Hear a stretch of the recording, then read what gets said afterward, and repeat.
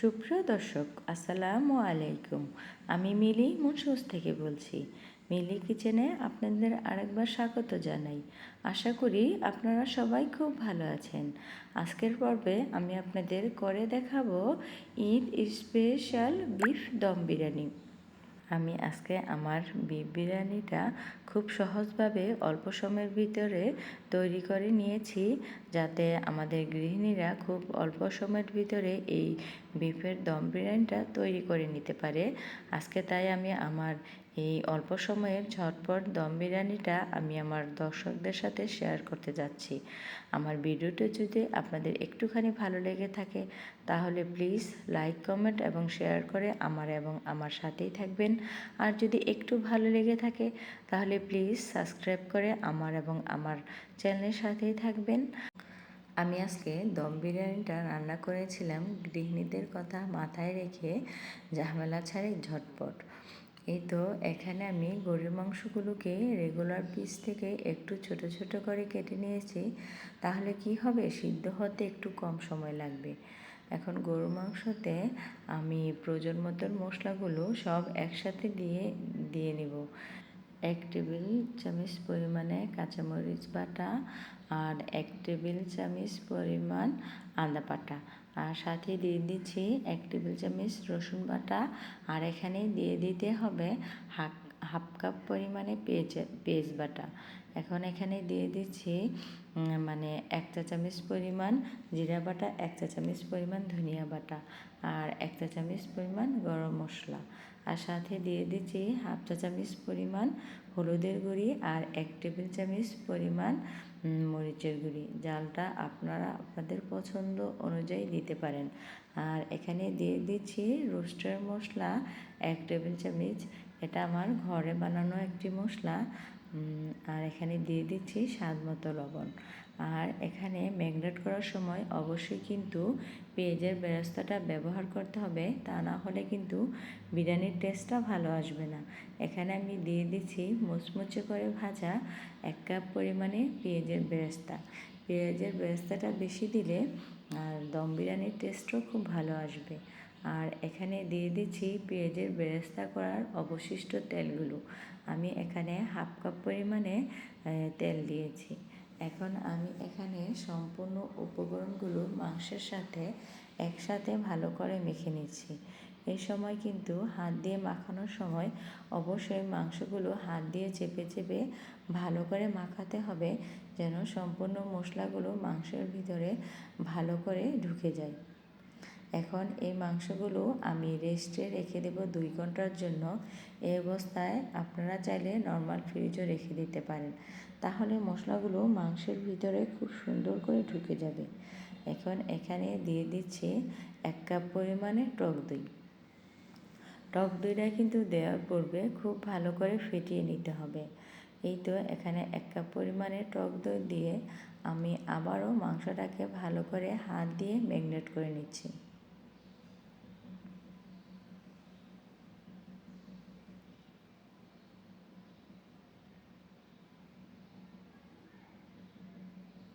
অবশ্যই কিন্তু একটু ধৈর্য ধরে হাত দিয়ে ভালো করে মাংসগুলো ম্যারিনেট করে নিতে হবে। এই তো মাংসটা ম্যারিনেট করা আমার হয়ে গেছে। এখন আমরা আমাদের পছন্দ অনুযায়ী একটি পাত্রে মাংসগুলো ভালো করে কষিয়ে নেব। আমি এখন এই প্যানে মাংসগুলো দিয়ে দিচ্ছি। এখন আমি মাংসগুলো একটু সময় নিয়ে ধৈর্য ধরে ভালো করে কষিয়ে নিব। এখানে আমাদের যেহেতু সম্পূর্ণ মশলার উপকরণগুলো দেওয়া হয়ে গেছে, তাই আর আমাদের এখানে মশলা দেওয়ার কোনো ঝামেলা নেই। তাই একটু ধৈর্য ধরে মাংসগুলো ভালো করে কষিয়ে নিতে হবে। এ পর্যায়ে কিন্তু প্রথমে চুলার হিটটা হাই হিটে রাখতে হবে। যখন মাংস থেকে পানিটা ছেড়ে দেবে তখন কিন্তু চুলার হিটটা মাঝারি থেকে লো হিটে রাখতে হবে, কারণ এই মাংসের পানিতেই ধীরে ধীরে মাংসগুলো সফট হবে। আর মাংসের দিকে লক্ষ্য রাখতে হবে মাংস যেন তলানিতে লেগে না যায়, তাহলে কিন্তু টেস্টটা ভালো আসবে না। আর মাঝে মাঝে ঢাকনা উঠিয়ে এইভাবে মাংসগুলো নাড়াচাড়া করে নিতে হবে।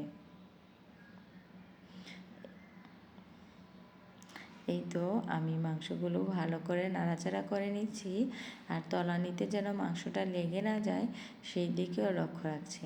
মাংসগুলো কিন্তু ঢাকা দিয়ে ভালো করে সিদ্ধ করে রান্না করে নিতে হবে।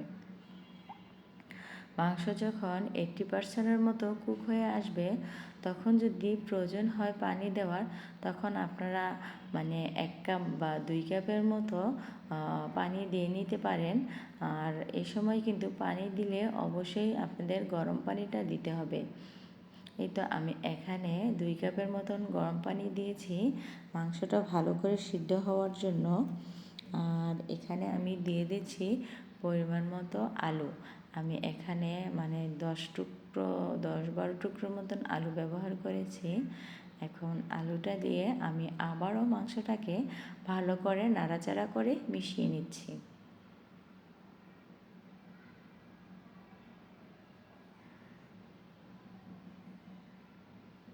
আমার মাংসটা কিন্তু 80%-এর মতো কুক হয়ে গেছে, আর মাংসের কালারটাও কিন্তু খুব সুন্দর এসেছে। তাই মশলাটা যখন দিবেন তখন অবশ্যই আমার পরিমাপটা বুঝে শুনে দিবেন।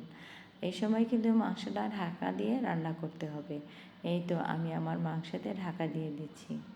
এই তো ফিরে আসলাম আধা ঘন্টা পরে। এই তো আমার আলু এবং মাংসগুলো কিন্তু খুব ভালো করে এবং সুন্দর করে সিদ্ধ হয়ে গেছে। আমার মাংসগুলো কিন্তু খুব সফট হয়েছিল এবং মাংসের উপরে কিন্তু তেলটা ভেসে উঠছিল। তার মানে আমার মাংস রান্নাটা কমপ্লিট হয়ে গেছে।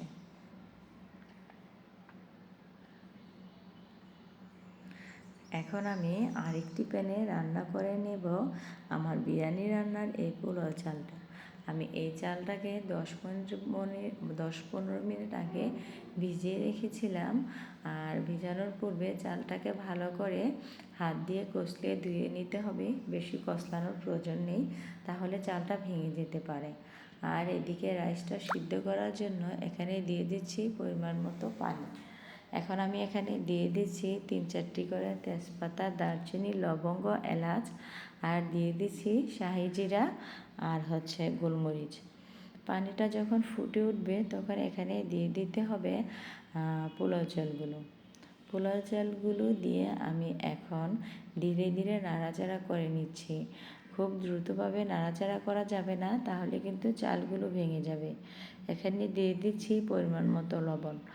আর লবণ এখানে আমি 2 টেবিল চামচ পরিমাণে দিয়েছি, কারণ পানিটা যখন ঝরিয়ে নিব তখন আমার এই 2 টেবিল চামচ লবণ আমার চালের জন্য পারফেক্ট হবে। এখানে দিয়ে দিতে হবে মানে সামান্য পরিমাণে ধনিয়া পাতা কুচি আর পুদিনা পাতা কুচি, তাহলে টেস্টটা খুব ভালো আসবে। এই তো এখন আমি হালকা করে নাড়াচাড়া করে নিচ্ছি যেন চালটা ভেঙে না যায়। এই সময় কিন্তু হালকা করে একটু নাড়াচাড়া করে নিতে হবে যেন চালটা দলা পেকে না যায়। এখানে দিয়ে দিলাম 2 টেবিল চামচ পরিমাণে ভিনেগার। আপনাদের কাছে যদি ভিনেগারটা না থাকে তাহলে অবশ্যই এখানে লেবুর রস ব্যবহার করতে হবে। আপনারা লেবুর রস অথবা ভিনেগার দুটোর একটাই ব্যবহার করতে পারবেন। তাহলে কি হবে, চালটা খুব সুন্দরভাবে ফুটবে এবং সাদা হবে। অপেক্ষা করছি চাল ফুটে আসা পর্যন্ত।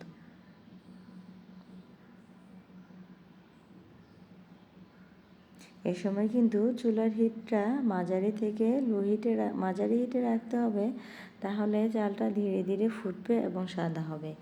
আর এইদিকে আরেকটি প্যানে আমি এখানে দমে দেওয়ার জন্য মানে মাংসটা রেডি করে নিচ্ছি। আমি কিন্তু মাংসের নিচের অংশে তেলটা ব্যবহার করেছিলাম, তাহলে কি হবে, মাংসটা আর তলানির দিক থেকে লেগে যাওয়ার সম্ভাবনাটা খুব কম থাকবে। প্রথমে এখানে আমি মাংসগুলো দিয়ে উপর থেকে ছড়িয়ে দিলাম 1 মুঠো পরিমাণে বেরেস্তা, সাথে দিয়ে দিচ্ছি 1 টেবিল চামচ পরিমাণে ঘি। এখন আমি রাইসের লেয়ারটা করে নিচ্ছি। আমি কিন্তু রাইসটা 80%-এর মতো সিদ্ধ করেছিলাম। রাইসটা যখন হাতে টিপ দিলে গলে যাবে কিন্তু মাঝখান দিয়ে একটি দানা দানা ভাব থেকে যাবে, তখন কিন্তু রাইসটা নামিয়ে সাথে সাথে ছেঁকে নিতে হবে। তা না হয় কিন্তু রাইসটা বেশি সিদ্ধ হয়ে গেলে বিরিয়ানিটা খেতে ভালো লাগবে না। এখন আমি রাইসের লেয়ারটা তৈরি করে নিচ্ছি। এখানে এক লেয়ারে আমি এখানে দিয়ে দিচ্ছি কিছু পরিমাণে বেরেস্তা এবং বিরিয়ানির মশলা। এখন আমি অবশিষ্ট পোলাও চালগুলো সবগুলোই এখানে দিয়ে দিচ্ছি, আমি আর কোনো লেয়ার তৈরি করব না।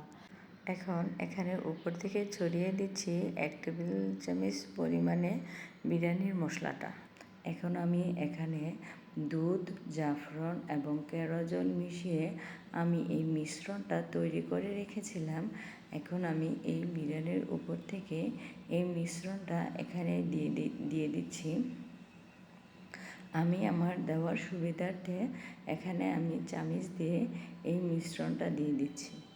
এখন এখানে দিয়ে দিচ্ছি সামান্য পরিমাণে পুদিনা পাতা কুচি, সামান্য পরিমাণে ধনিয়া পাতা কুচি, আর সাথে দিয়ে দিচ্ছি 1 মুঠো পরিমাণে পেঁয়াজের বেরেস্তা, আর উপর থেকে ছড়িয়ে দিচ্ছি 2 টেবিল চামচ পরিমাণে ঘি।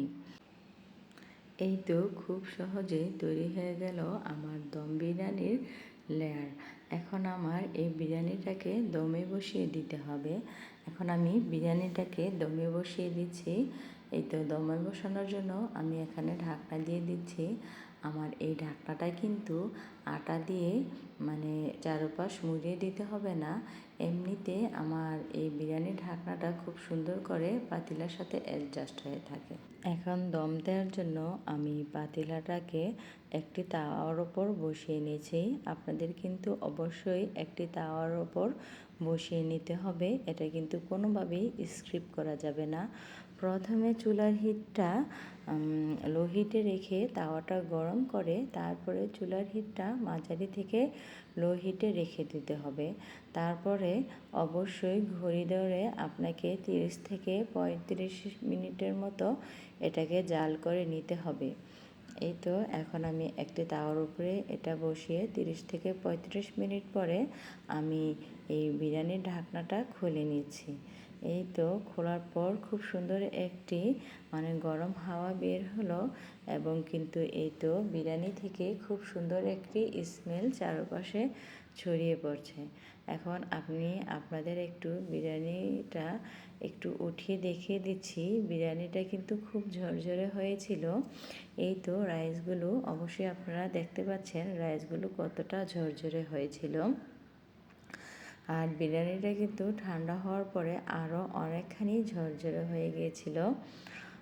এই তো বিরিয়ানি তৈরি হয়ে গেল আমার গৃহিণীদের জন্য ঝটপট বিফ দম বিরিয়ানি। আজকে আমার ভিডিওটি যদি আপনাদের কাছে ভালো লেগে থাকে তাহলে প্লিজ লাইক, কমেন্ট এবং শেয়ার করে আমার চ্যানেলের সাথেই থাকবেন। আর যদি একটু বেশি ভালো লেগে থাকে তাহলে প্লিজ সাবস্ক্রাইব করে আমার চ্যানেলের সাথেই থাকবেন। আমি কিন্তু আজকে আমার এই দম বিরিয়ানিটা চেষ্টা করেছি সহজভাবে সহজ উপায়ে তৈরি করার জন্য গৃহিণীদের জন্য, কারণ আমরা গৃহিণীরা খুবই ব্যস্ত থাকি। অনেক সময় অনেক রান্না করতে ইচ্ছে করলেও সময়ের সংক্ষিপ্ততার কারণে করে নিতে পারি না। তাই আমি এখানে সময় সংক্ষিপ্ত করে এই বিফ বিরিয়ানিটা রান্না করেছি। আমার আজকের রেসিপিটা যদি আপনাদের কাছে একটুখানি ভালো লেগে থাকে তাহলে প্লিজ একটি লাইক দিয়ে আমার সাথেই থাকবেন। আর বিদায় নিচ্ছি, আল্লাহ হাফেজ। আবারও দেখা হবে নতুন কোনো সহজ রেসিপি নিয়ে। আসসালামু আলাইকুম।